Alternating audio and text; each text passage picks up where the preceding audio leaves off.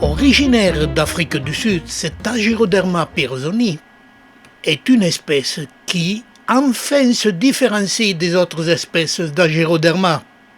Ses couples de feuilles sont rondes et ne dépassent pas les 2 cm de diamètre, contrairement aux autres Agyroderma qui font entre 3 et 4 cm de diamètre.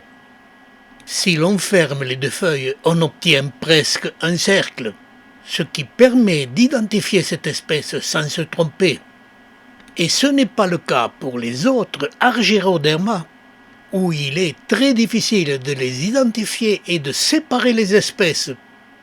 Et cette plante, à la fin de cette vidéo, nous en donnera les raisons. En attendant, je vais suivre sa vie sur une année. Comme elle provient de l'hémisphère sud, son développement est inversé par rapport à l'hémisphère nord. Elle présente ses boutons de fleurs chez nous fin juillet, début août. C'est la période où il faut commencer à les arroser plus régulièrement. Cette période, en Afrique du Sud, correspond à la fin de l'hiver et au début du printemps, en hémisphère sud, ce qui rend, chez nous, la culture un peu délicate, mais quand même moins difficile que les lithops ou les conophytums. Ce genre crée moins les erreurs d'arrosage. Il y a une méthode très facile pour ne pas se tromper pour arroser cette plante. Il faut observer son couple de feuilles et attendre que les feuilles se flétrissent avant de les arroser. Et à la fin de l'été chez nous et au début de l'automne, enfin la plante fleurit et elle est magnifique. Car cette couleur est peu répandue dans les végétaux. Et je vous la laisse admirer.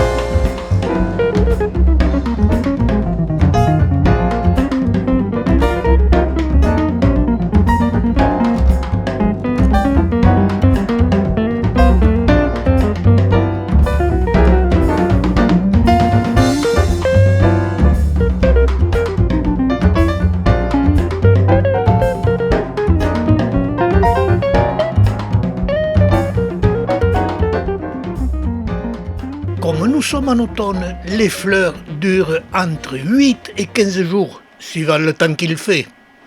Et puis, lentement, elles se fanent. Comme il ne fait pas chaud chez nous, cela peut durer plus d'une semaine, en donnant plus ou moins quelques belles images, et qui peuvent, suivant les années, changer de couleur.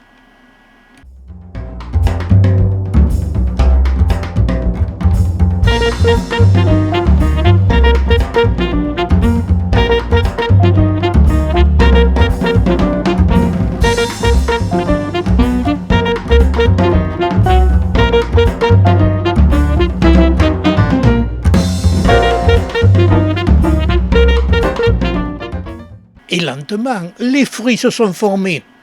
Et comme pour les lithops et les conophytums, nous sommes chez nous au mois de novembre et il faut arrêter tous les arrosages.